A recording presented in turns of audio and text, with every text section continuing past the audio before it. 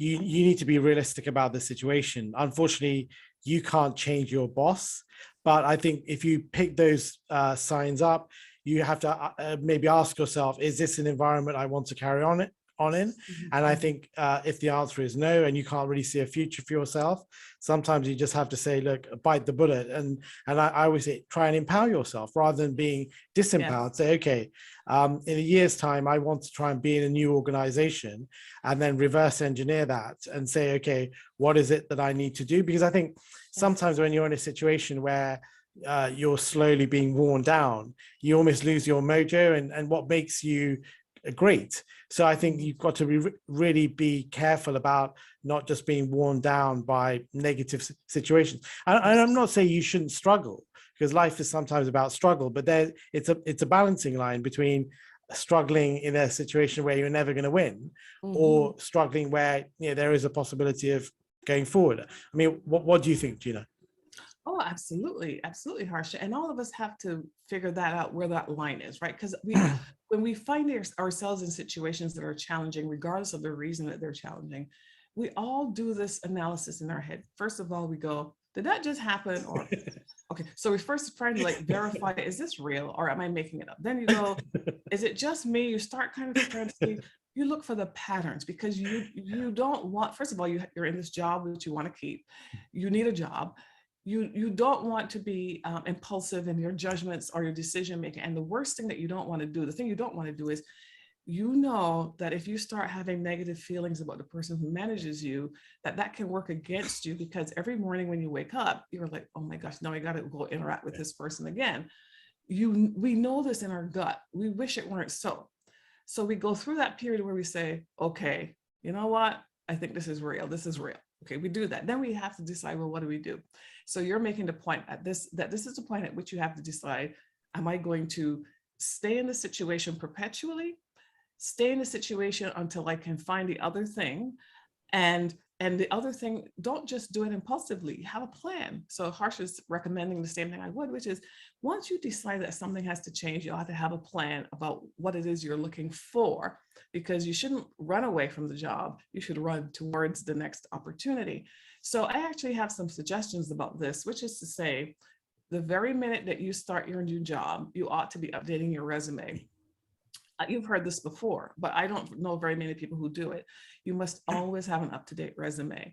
And when you accomplish something in your job, make a note of it. Just write it on that same document where you're keeping your resume. It doesn't have to be fancy. Just remind yourself the date, the year even, and what you did. Just write it down, so that when you go back to finalize this resume, when you make the decision, you don't have to try to remember, because you're not going to remember half the things you accomplished.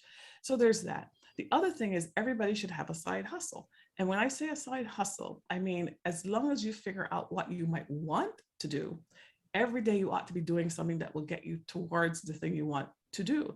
So if the thing that you want to do is to have a podcast, or to be an audio producer of world-class quality, where people in Missouri and all parts of the United States will download your podcast, you might be thinking about that while you're in your current job. In the old world, employers would discourage you from doing anything outside of your job. And they did that actually because they thought it meant that you would then have all your energy left for them.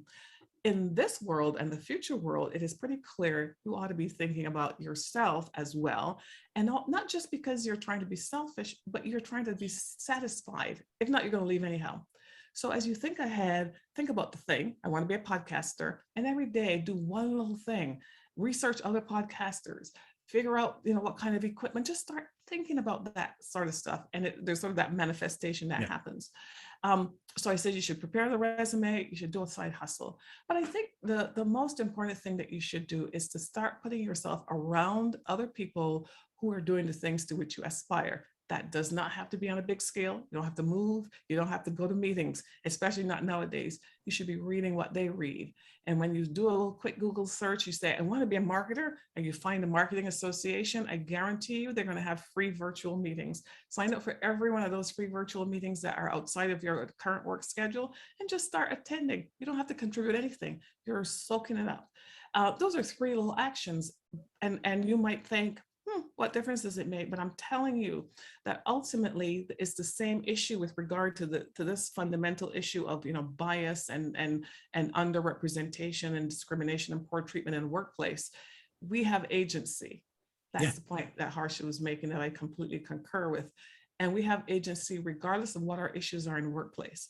And if that happens to be the issue, and that's the reason, it doesn't matter the reason that you might want to change.